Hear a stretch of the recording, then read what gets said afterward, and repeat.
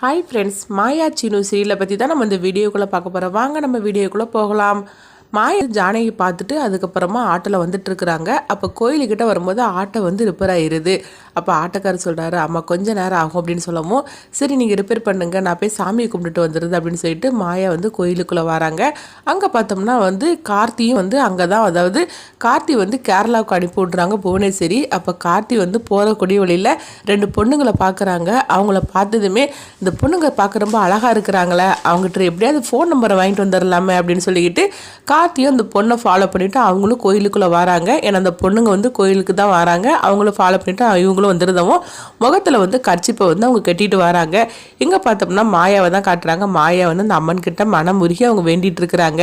எங்கள் பெரியம்மா எப்படியாவது வெளியே வந்துடணும், எங்கள் வீட்டு பிரச்சனை எல்லாமே வந்து சீக்கிரமாகவே முடிஞ்சிடணும், நீ தான் கடவுளே, அதுக்கெல்லாம் துணை புரியணும்னு சொல்லிக்கிட்டு அவங்க சாமியை வந்து மனம் உருகி அவங்க வேண்டிட்டு இருக்கவும் இங்கே கார்த்தியை தான் காட்டுறாங்க. கார்த்தி வந்து அந்த பொண்ணுங்களுக்கு பின்னாடியே வந்துட்டு இருக்கவும் போது அப்போ வந்து அவங்க கர்ச்சிப்பு வந்து அவங்க முகத்தில் கட்டியிருக்காங்க. அந்த கர்ச்சிப்பு வந்து கீழே விழுந்துடுது. கீழே விழுந்ததுமே வந்து கார்த்தி அந்த கர்ச்சிப்பை எடுக்கிறாங்க. எடுத்து கட்டுறதுக்காக வரும்போது மாயா வந்து தற்செயலாக திரும்பவும் கார்த்தியை பார்த்துருந்தாங்க. கார்த்தியை பார்த்ததுமே மாயாவுக்கு தூக்கி வாரி போடுது. இது என்னது, கார்த்தி இல்லாது அப்படின்னு சொல்லிக்கிட்டு மாயா வந்து பார்க்கவும் அவங்களுக்கு தெரிஞ்சிருது இது கார்த்தி தான் அப்படின்னு சொல்லிக்கிட்டு அங்கே கார்த்தி வந்து மாயாவை கவனிக்கவே இல்லை. அவங்க அந்த கர்ச்சிப்பை எடுத்துட்டு திரும்பவும் பார்த்தோம்னா அந்த பொண்ணுங்களுக்கு பின்னாடியே வந்துட்டு இருக்கிறாங்க. அப்போ அந்த பொண்ணுங்களும் வந்து கோயிலை விட்டு வெளியே வரவும் பின்னாடியே வந்து கார்த்தியும் வராங்க. மாயாவுக்கு ஒன்றும் புரியாமல் முழிச்சிட்டு இருக்கிறாங்க. ஆக மொத்தத்தில் கார்த்தி வந்து அப்போ அவன் கதை முடியலை, அவன் உயிரோட தான் இருந்துட்டு இருக்கிறான். எப்படி உயிரோட இருக்கிறானே தெரியல, சரி இவனை பிடிக்கணுமே அப்படின்னு சொல்லிக்கிட்டு மாயா வந்து அவங்க பின்தொடர்ந்து வரும்போது பார்த்தோம்னா அந்த பொண்ணுங்க போயிருந்தாங்க. கார்த்தியும் பைக்கில் ஏறி அவங்களும் வந்து கேரளாவுக்காக போகிறதுக்காக அவங்களும் கிளம்பியிருந்தாங்க. இது கொஞ்சமாக எதிர்பார்க்காத மாயா அதிர்ச்சி அடைகிறாங்க. அப்போ ஆட்டோக்காரர் சொல்கிறாரு, அம்மா ஆட்டோ ரெடி ஆகிடுச்சுப்பா அப்படிங்கும்போது, அண்ணா அந்த பைக்கில் வந்து ஒருத்தர் போகிறாருல, அவனை வந்து ஃபாலோ பண்ணுங்கண்ணா அப்படிங்கும்போது ஆட்டோ சரி அப்படிங்கிறாங்க. எங்க பார்த்தோம்னா மாயா ஆட்டோல உட்கார்ந்து இருக்கிறாங்க. சீக்கிரமா ஃபாலோ பண்ணுங்கன்னு அப்படின்னு சொல்லவும் அவரும் வந்து முடிஞ்ச அளவுக்கு எவ்வளவு ஸ்பீடா போகணுமோ அவ்வளவு ஸ்பீடா போயிட்டு இருக்கிறாரு. மாயாவுக்கு என்ன பண்றதுன்னு தெரியல. இந்த கார்த்தி எப்படி உயிரோட இருக்கிறான்?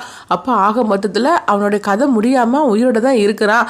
கதிரையும் மாட்டி விடுறதுக்காக தான் இந்த மாதிரிலாம் பண்ணிட்டு இருக்கிறான். என்ன நடந்துச்சுன்னு ஒண்ணுமே புரியலையே அப்படின்னு சொல்லிட்டு மாயா ரொம்பவே குழப்பத்தோட இருந்துட்டு இருக்கிறாங்க. ஆனா அந்த கடவுள் தான் இவனை வந்து நம்ம கண்ணில் காட்டியிருக்காங்க அப்படின்னு சொல்லிட்டு கடவுளுக்கு அவங்க நன்றி சொல்லுதாங்க.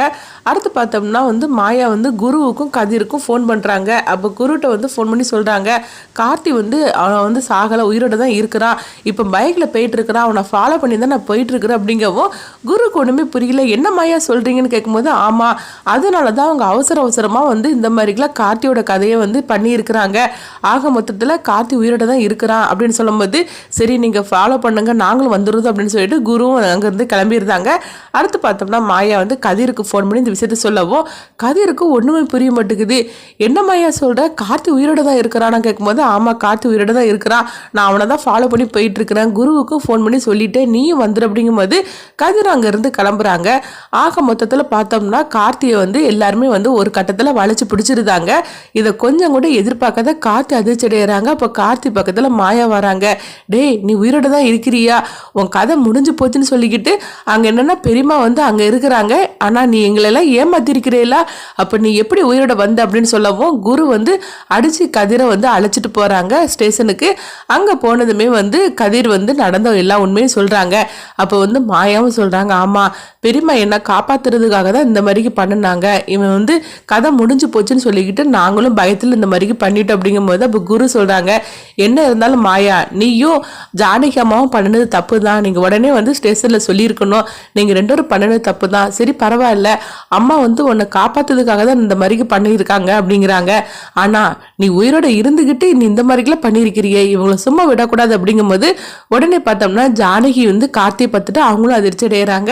அப்போ மாயா வந்து அவங்க ஜானகி கிட்ட சொல்றாங்க, பெரியம்மா நீங்க அடிச்சதுனால அவன் வந்து உயிர் போகலாம், உயிரோட தான் இருந்திருக்கிறான், நம்ம தான் தப்பா புரிஞ்சுக்கிட்டோம், புவனேஸ்வரி தான் இவனை காப்பாத்தி இருக்கிறா, பாத்தீங்களா நம்ம குடும்பத்தை வந்து பழித்துக்கிறதுக்காக என்னெல்லாம் பண்ணி நாடகம் ஆடி இருக்கிறா அப்படிங்கும்போது இவளை சும்மாவே விடக்கூடாது அப்படின்னு சொல்ல சொல்லவும் அடுத்து பார்த்தோம்னா ஊர் பஞ்சாயத்தை வந்து கூப்பிட்டுறதுக்காக மாயா அங்கேருந்து கிளம்புறாங்க. இதை கொஞ்சமாக யோசிக்காத கதிர் ஜானகி எல்லாருமே அதிர்ச்சி அடைகிறாங்க. நம்ம குடும்பத்தை வந்து பழி தீர்க்கிறதுக்காக இந்த மாதிரிக்கெல்லாம் புவனேஸ்வரி முடிவெடுப்பான்னு சொல்லி நான் கனவுல கூட நான் எதிர்பார்க்கவே இல்லை அப்படின்னு சொல்லிட்டு ஜானகி சொல்கிறாங்க.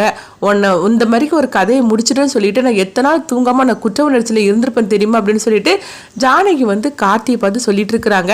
உனக்கும் உன் குடும்பத்துக்கு நாங்கள் என்னடா பாவம் பண்ணணும், நாங்கள் எங்கள் பாட்டுக்கு தானே இருக்கிறோம், ஆனால் உங்கள் அத்தையா இந்த மாதிரிலாம் பண்ணிட்டு இருக்கிறா, அது கூட சேர்ந்துட்டு நீயே என் பொண்ணோட வாழ்க்கையை வந்து இந்த மாதிரிக்கு பண்ணிட்ட, உன்னை சும்மாவே விடக்கூடாது அப்படின்னு சொல்லிட்டு இருக்கிறாங்க. அடுத்து பார்த்தோம்னா வந்து மாயா வந்து ஊர்க்காரங்களெல்லாம் கூப்பிடுறதுக்காக போகிறாங்க. அப்போ தன்னுடைய வீட்டில் உள்ளவங்களுக்கும் இந்த விஷயத்த சொல்லவும் எல்லாருமே அதிர்ச்சி அடைகிறாங்க. அடுத்து பார்த்தோம்னா மகாலிங்கத்துக்கு இந்த விஷயம் தெரியுது. மகாலிங்கம் வந்து புவனேஸ்வரிட்டு பசுபதிட்டு இந்த விஷயத்த சொல்றதுக்காக போறாங்க. இது கேட்டு புவனேஸ்வரி அதிர்ச்சி அடைகிறாங்க. ஐயோ எது நடக்கக்கூடாதுன்னு நினைச்சோம்னா கடைசியில் அதே நடந்து போச்சு அப்படின்னு சொல்லிட்டு புவனேஸ்வரி வந்து ரொம்ப பதட்டம் அடைகிறாங்க.